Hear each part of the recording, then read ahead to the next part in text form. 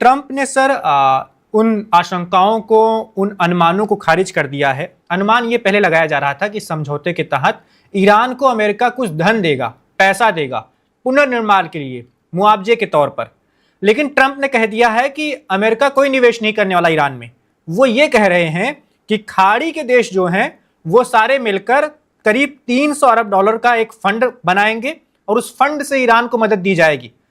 मतलब कि खाड़ी देशों को युद्ध में पहले आपने झोंका, ईरान पर बमबारी की, ईरान ने पलटवार करती हुई यूएई पर मिसाइलें दागी, ड्रोन्स भेजे, कतर पर हमला किया, बहरीन में हमला किया, सऊदी अरब में हमला किया, और अब यही सारे देश मिलकर ईरान की मदद भी करेंगे। तो अमेरिका कहां है इसमें फिर? वैभव जी, डोनाल्ड ट्रंप बिजनेसमैन हैं, इन्वेस्टर हैं, जमीन और होटल खरीदते हैं, जमीन और होटल बेचते हैं दूसरों के पैसे से। देखिए, अगर हम एक मॉडल देखें, आजकल बिजनेस मॉडल, बड़े बड़े एंटरप्रेन्योर्स, बड़े बड़े व्यापारी बहुत बिजनेस करते हैं। मल्टी रियल एस्टेट में आप देखेंगे बड़े बड़े कॉन्डोमिनियम बना रहे हैं, 20-40 मंजिला बिल्डिंग बना रहे हैं, बड़े बड़े 200-400 फ्लैट्स वाले आरडब्ल्यू बना रहे हैं, पेंट हाउस बना रहे हैं। वैभव जी, आप हैरान रह जाएंगे ये सुन के कि इसमें वो अपना पैसा नहीं लगाते हैं, वो सिर्फ प्लान बनाते हैं। सरकार से जमीन भी नहीं खरीदते हैं, सरकार से सिर्फ एक हामी सा ले लेते हैं कि वाह जमीन इनको मिल जाएगी, इनका तरीका होता है। और फिर पैसा दूसरों का होता है, दूसरों को पता नहीं किस किस तरीके से बतौर इन्वेस्टर या बतौर रेसिडेंशियल कि तुम्हारे लिए घर बना देंगे, अभी 25% दे दो, अगले महीने 25% दे दो। तो पैसा दूसरों का लेके कैसे बड़ा बिजनेस किया जाए, डोनाल्ड ट्रंप को मालूम है। उन्होंने इसका बड़ा सक्सेसफुल मॉडल अब गजा में बना लिया है। गजा में वैभव जी, अगर हम याद रखें, गजा पीस कमेटी बनाई उन्होंने, बिल्कुल दिया गया $60 बिलियन खर्च करके गजा को। गजा बहुत छोटी जगह है, 15 किलोमीटर चौड़ा, कोई 40 किलोमीटर लंबा, यानी दिल्ली का भी 1/3 जितना बड़ा जमुना पार है। उसके लिए $60 बिलियन का प्लान बनाया है। और चेयरमैन कौन है? खुद डोनाल्ड ट्रंप, लाइफ लॉन्ग। और प्लान क्या है? पैसा कौन देगा? $60 बिलियन, ये सारे गल्फ स्टेट। और काम कौन करेगा? American companies. मुनाफा भविष्य में कौन कमाएगा? American companies. और ये बड़े बड़े जो रिवेरिया और बड़े बड़े रेसिडेंशियल एरियाज और पार्क्स और मॉल बनेंगे गजा में, इनका मैनेजमेंट कौन करेगा? American companies. तो सेम कट पेस्ट उन्होंने ईरान के लिए कर रहे हैं। 300 बिलियन एस्टिमेट है ईरान के खुद के आर्किटेक्ट्स ने ये एस्टिमेट दिया है। अमेरिका देगा? नहीं। कौन देगा? गल्फ कंट्रीज देंगी। क्यों देगा? क्योंकि अमेरिका उनकी आर्म ट्विस्टिंग करेगा। और ये 300 बिलियन जब ईरान पर खर्च होंगे, कौन वहां काम करेगा? ये 300 बिलियन से जब ईरान का रिकंस्ट्रक्शन चालू होगा, मैं बताता हूं क्या क्या दरकार है। 1000 bulldozer, 1000 heavy duty car, tractor, 2000 crane, 5000 earth moving equipment, 10,000 heavy duty वो बड़े बड़े ट्रक्स, 10 टन 20 टन वाले, जिसके नीचे हम देखते हैं 8 चक्के, 12 चक्के, 16 चक्के लगे हैं। कौन देगा? American companies. वो ईरान का रिकंस्ट्रक्शन करके फायदा किसको होगा? अमेरिकन कंपनीज का। पैंट आस्ते आस्ते ईरान की इकोनॉमी में कौन घुसेगा? अमेरिकन कंपनीज, यानी अमेरिकन। ये उनका मास्टर स्ट्रोक वो सोचते हैं। पैसा Donald Trump America tax payer का नहीं लगाएंगे। जी बिल्कुल सर। अगले अपडेट की ओर चलते हैं सर। ट्रंप की जो खुद की पार्टी है, उनकी अपनी पार्टी, जिस पार्टी के वो राष्ट्रपति के उम्मीदवार थे और उन्होंने चुनाव जीता और वो राष्ट्रपति बने, रिपब्लिकन पार्टी की ओर से अभी इस समझौते को हरी झंडी नहीं दी गई है। उनकी पार्टी के कई सारे नेताओं का कहना है कि जब सार्वजनिक रूप से सामने आ जाएगा कि असल में इस समझौते में है क्या और अमेरिका का कितना फायदा है और इससे पार्टी का और मतलब देश का कितना फायदा हो सकता है, भविष्य में इसका क्या असर हो सकता है, वो सब अभी देखना चाहते हैं। सर, हम इस युद्ध से पहले, इस युद्ध के दौरान और इस युद्ध के रुकने के बाद भी देख रहे थे कि रिपब्लिकन पार्टी के बहुत सारे लोग ट्रंप से खुश नहीं हैं, उनकी नीतियों से खुश नहीं हैं। कई सारे लोग तो ये भी नहीं चाहते थे कि इस युद्ध में जाना भी नहीं चाहिए हमें।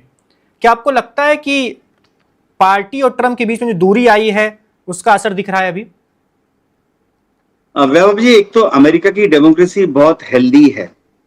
दुनिया में कई जगह पे डेमोक्रेसी है, लेकिन आप सोच भी नहीं सकते कि रूलिंग पार्टी के खुद के लोग ही रूलिंग पार्टी के नेताओं के खिलाफ एक स्टेटमेंट भी दे दें।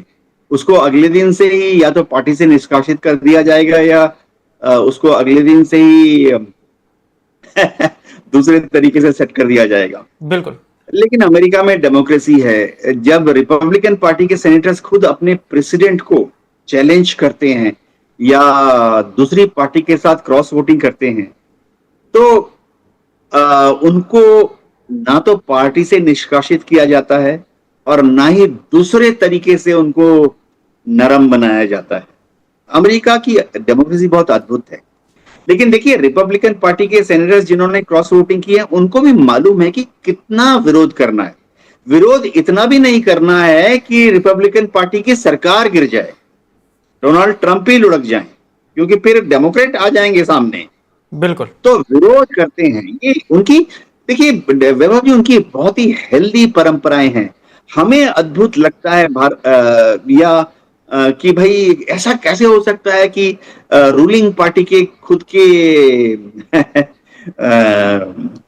देखिए, भारत में चाहे स्टेट हो या सेंट्रल गवर्नमेंट हो, चाहे कांग्रेस की सरकार हो, हम लोग सोच भी नहीं सकते कि रूलिंग पार्टी का चीफ मिनिस्टर या रूलिंग पार्टी के प्रधानमंत्री को रूलिंग पार्टी के एमपी या एमएलए चैलेंज के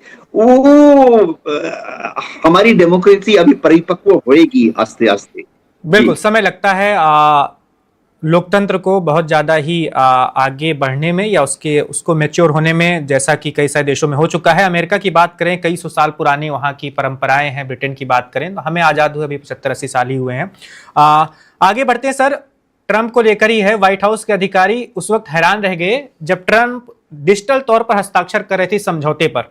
यह भी दावा किया जा रहा है कि जब वो साइन कर रहे थे तो उस वक्त वो फोन पर बात कर रहे थे, फोन की दूसरी तरफ पुतिन थे। ये सब क्या चल रहा है सर? क्या पुतिन की भी कोई भूमिका होगी? फोन पर उन्होंने कुछ कहा होगा कि अच्छा साइन कर लो, बहुत हो गया? अमेरिकन मीडिया जो है बहुत हैप्पी है, क्योंकि डोनाल्ड ट्रंप मुझे हैरानी इसलिए भी होती है, ये जब रिपोर्ट सामने आती है, हमारे यहां प्रधानमंत्री कार्यालय उतना ही ताकतवर माना जाता है जैसा व्हाइट हाउस है। प्रधानमंत्री कार्यालय में क्या हो रहा होता है उसके अंदर की खबर बहुत कम सामने आ पाती है। कोई मीडिया रिपोर्ट भी ऐसा दावा नहीं करता कि मोदी जी यह फैसला लेते वक्त इनसे बात कर रहे थे, उनके हाथ में ये था या उनके साथ कौन कौन था। व्हाइट हाउस से लेकिन ये सब चीजें बाहर कैसे आ पाती हैं? मैं थोड़ा सोच समझ के जवाब दूंगा, क्योंकि ऐसा ना हो कि मुझे ही कोई नरम करने के लिए मेरे दरवाजे पे कल पहुंच जाए। बिल्कुल। देखिए, भारत की डेमोक्रेसी जो है अभी भी उभर रही है, पनप रही है, आस्ते आस्ते मैच्योर होगी। हमारे यहाँ जो पीएमओ हैं, मैं कांग्रेस के टाइम की भी बात करता हूँ। जब कांग्रेस के प्राइम मिनिस्टर्स होते थे या जब सोनिया गांधी जी बहुत पावरफुल थी, उस वक्त भी पीएमओ क्या कर रहा है किसी को पता नहीं लगता था। बहुत बहुत ही मेजर्ड तरीके से एक आध स्टेटमेंट आते थे। अब डोनाल्ड ट्रंप की जो पर्सनैलिटी है वो दूसरी है। वो उत्सुक रहते हैं कि उनके आगे पीछे दाएं बाएं उनके ऊपर नीचे हमेशा पत्रकार घूमते रहें। वो हेलीकॉप्टर की तरफ जा रहे होते हैं तो जाते वक्त भी पत्रकार, हेलीकॉप्टर से आ रहे होते हैं आते वक्त भी पत्रकार, हवाई जहाज से कहीं जा रहे हैं तो वो जो हवाई जहाज है उसके अंदर 20, 30, 40 पत्रकारों का दल लेके अभी आए हुए हैं G7 में। हवा उड़ रहे हैं और पत्रकारों को लगातार बयान दे रहे हैं और उनको आजादी दी जाती है कि वो एयरफोर्स 1 का जो ऑफिशियल वायरलेस है उसको इस्तेमाल करके तुरंत ब्रॉडकास्ट करें अपने हेडक्वार्टर पे। पत्रकारों की बात कर रहा हूं। अब व्हाइट हाउस में भी डोनाल्ड ट्रंप ने इसी तरह का कुछ माहौल रखा हुआ है। उनकी जो प्रेस सचिव हैं, काफी सारे हैं, मुख्य प्रेस सचिव जो हैं, उनको कितनी पावर मिली है ये सिर्फ एक अच्छे डेमोक्रेसी में हो सकती है। उनका काम ही ये है कि हर रोज गिन गिन के व्हाइट हाउस के अंदर 30, 40, 50, 60 पत्रकारों को घुसाओ, प्रिंट मीडिया, इलेक्ट्रॉनिक मीडिया। एक और चीज बताना चाहता हूं ऐसा नहीं है कि जो विरोधी पत्रकार हैं उनको डिस्करेज किया जाता है व्हाइट हाउस घुसने से, या उनको इनवाइट नहीं किया जाता। विरोधी पत्रकारों को भी उसी जोश खरोश और इज्जत के साथ इनवाइट किया जाता है, व्हाइट हाउस के अंदर ले जाया जाता है, जितने जोश के साथ जो समर्थक पत्रकार हैं, न्यूज चैनल्स हैं, उनको उनके, वो बहुत अद्भुत बात है। डोनाल्ड ट्रंप की पर्सनैलिटी बहुत अद्भुत है। हम भारतीयों को समझने में अभी 2047 हो जाएगा हमें समझने में। बिल्कुल। Subscribe to One India and never miss an update. Download the One India app now.